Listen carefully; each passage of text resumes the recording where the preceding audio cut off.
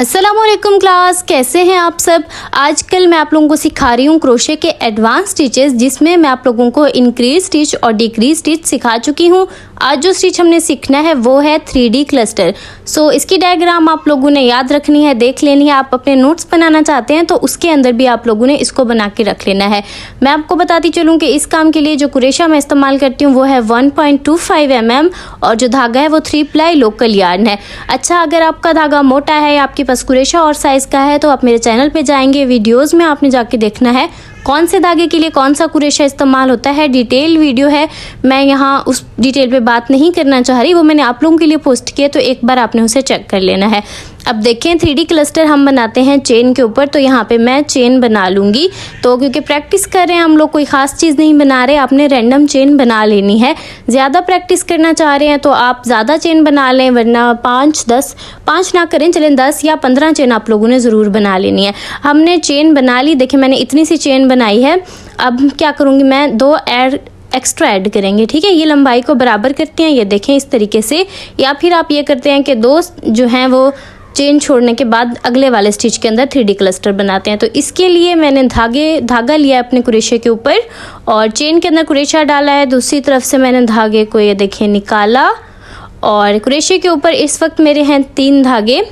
तो एक धागा मैं लूँगी कुरेशे का और 2 धागे निकाल दूँगी, तो मेरे पास बचेंगे कुरेशे के ऊपर 2 धागे।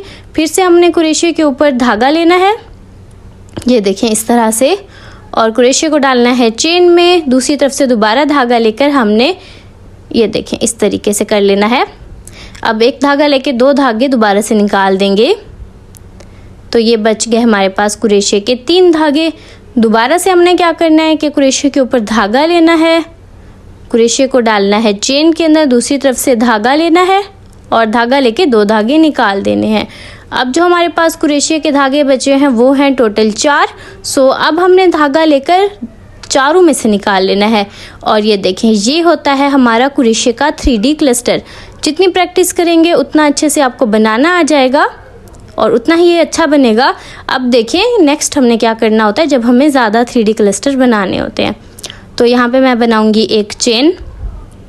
अब जो हमारी बेसिक चेन है उसमें नेक्स्ट जो चेन है या नेक्स्ट जो स्टिच है उसको छोड़कर अगले वाले के अंदर हम बनाएंगे 3D क्लस्टर।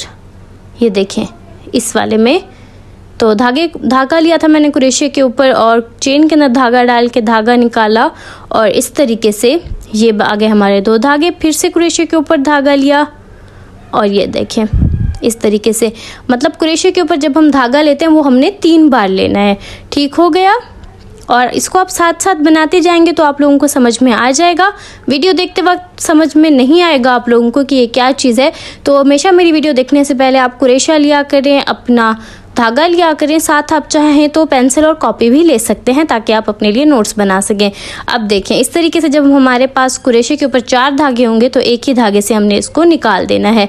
अब हम एक चेन बनाएंगे और नीचे की तरफ से एक चेन छोड़ के अगले वाले के अंदर हम 3D क्लस्टर बनाते हैं। तो इसको आपने प्रैक्टिस करते जाना है, जितनी बार आप इसे बनाएंगे उतना ही ज़्यादा आपका काम प्यारा बनेगा। हो सकता है शुरू में जब आप पहला 3D क्लस्टर बनाएं आपको लगे कि वैसा नहीं बना जैसे मैं बना रही हूँ, तो ऐसा होता है क्योंकि इसमें प्रैक्टिस की ज़रूरत होती है। कुरेशे के काम में जितनी ज़्यादा जिसकी प्रैक्टिस होती है उसका काम उतना ज़्यादा निखरावा आता है। तो अगर आप वाकई में कुरेशा सीखना चाहते हैं तो आपको बहुत ज़्यादा प्रैक्टिस करनी पड़ेगी। अगर आप लोगों को कहीं से भी मेरी वीडियो समझ नहीं आ रही तो आप कमेंट्स में मुझसे पूछ सकते हैं या फिर आप मुझे इंस्टाग्राम पे मैसेज भी कर सकते हैं। अब ये देखिए, अब इस चेन के ऊपर बिल्कुल इसी तरीके से एक चेन छोड़ के मैं 3D क्लस्टर बना लूँगी। और अब ये देखें मैंने बना लिए हैं और ये आखिरी है और इस यहाँ आखिरी चेन के अंदर मैं बना लूँगी एक डबल कुरेशा और फिर हमने बनाई 2 चेन और इस तरह से काम पलट के दूसरी रो बनाएंगे। ठीक है, ये होता है 3D क्लस्टर को बढ़ाना। मतलब 3D क्लस्टर से अगर हम कोई पैटर्न बना रहे हैं तो उसे किस तरह से बढ़ाएंगे ये भी मैंने आज की वीडियो में आपको सिखा दिया है। अब मैं 3D क्लस्टर एक्सप्लेन नहीं कर रही, अब मैं आपको बता रही हूँ कहाँ कहाँ बनाना है। तो देखें बीच में जो जगह है ना उसमें हमने यहाँ पे 3D क्लस्टर बनाते जाना है। हमने ये ध्यान रखना है कि जितने 3D क्लस्टर हमारी पिछली रो में थे, पिछली लाइन में थे, उतने ही हमारे इससे ऊपर वाली लेयर या रो में होने चाहिए। इससे जो आप अगर जो चीज़ भी बना रहे हैं उसकी चौड़ाई बराबर रहेगी। 3D क्लस्टर के यूज़ करते हुए हम लोग बैग बना सकते हैं, पाउच बना सकते हैं, शर्ट बना सकते हैं। आगे चल के ये 3D क्लस्टर ग्रैनी स्क्वायर में फ्लावर बनाने के लिए इस्तेमाल होते हैं। तो अगर आप लोगों का रिस्पॉन्स इस सीरीज़ पर अच्छा रहा तो इंशाल्लाह मैं बेसिक शेप जो सिखाई थी उनको बढ़ाना और मुख्तलिफ़ तरीके के दायरे, मुख्तलिफ़ फ्लावर, मुख्तलिफ़ ग्रैनी स्क्वायर फिर मैं आपको सिखाऊंगी। अब देखें, इस पूरे को मैं बना लूँगी रो को, फिर आपको दिखाती हूँ कि क्या करना है। तो ये देखें, यहाँ एंड पे मैं बनाने लगी हूँ 3D क्लस्टर। तो 3D क्लस्टर कहाँ बनाना है, एंड कहाँ करना है, अगर आपको समझ नहीं आ रहा तो वही तरीका है, जितनी पिछली रो में थे ना उतने ही ऊपर वाली रो में होने चाहिए, ठीक है। अगर आपको लगे कि एक कम है तो आपने एंड पे एक 3D क्लस्टर ऐड कर देना है, अदरवाइज़ आपने बस एंड पे एक डबल क्रोशा बना के इसको एंड करना है। फिर हमने बनानी है चेन, इस तरह से काम को पलट लेना है और नेक्स्ट राउंड में हमने 3D क्लस्टर बनाने शुरू कर देने। ये देखें, कुछ इस तरीके से हम 3D क्लस्टर बनाते हैं। अगर आप इसे बना के ट्राई करें तो आपने इंस्टाग्राम पे इसकी पिक्चर ज़रूर शेयर करनी है। अगर आप लोगों के लिए ये सीरीज़ हेल्पफुल है तो आपने कमेंट्स पे मुझे ज़रूर बताना है ताकि हम इस सीरीज़ को कंटिन्यू रख सकें। अब ये देखें, ये हमारे 3D क्लस्टर जो है वो हम इस तरह से बनाते जाएंगे। अगर आप इस तरीके से एक के ऊपर एक रो ऐड करते जाएंगे तो आपके पास मुख्तलिफ़ चीज़ें बन सकती हैं। आप स्कार्फ इससे बना सकते हैं, आप टेबल रनर बना सकते हैं, इस तरीके से आप मुख्तलिफ़ चीज़ें बना सकते हैं, ठीक है। ये अब आपके जहन में होना चाहिए कि चौड़ाई किस तरह से बढ़ रही है और अगर आप इसे ही बड़ा करते जाएंगे तो ये लंबाई में बड़ा होता जाएगा। नेक्स्ट हम सीखेंगे नेक्स्ट स्टिचेस भी इंशाल्लाह। अगर आप लोगों ने इस वीडियो पर कमेंट्स किए तो फिर मैं आप लोगों से नेक्स्ट वीडियो भी ज़रूर शेयर करूँगी। तो आप लोगों ने कमेंट ज़रूर करना है क्योंकि इस चीज़ से मुझे पता चलता है कि आपको मेरी बात समझ आ भी रही है या नहीं आ रही। तो यहाँ पे आप पैटर्न देखें कितना ज़्यादा प्यारा बन के ये आता है। ये 3D क्लस्टर का पैटर्न है। इसी तरीके से इंशाल्लाह हम न्यू पैटर्न सीखते रहेंगे।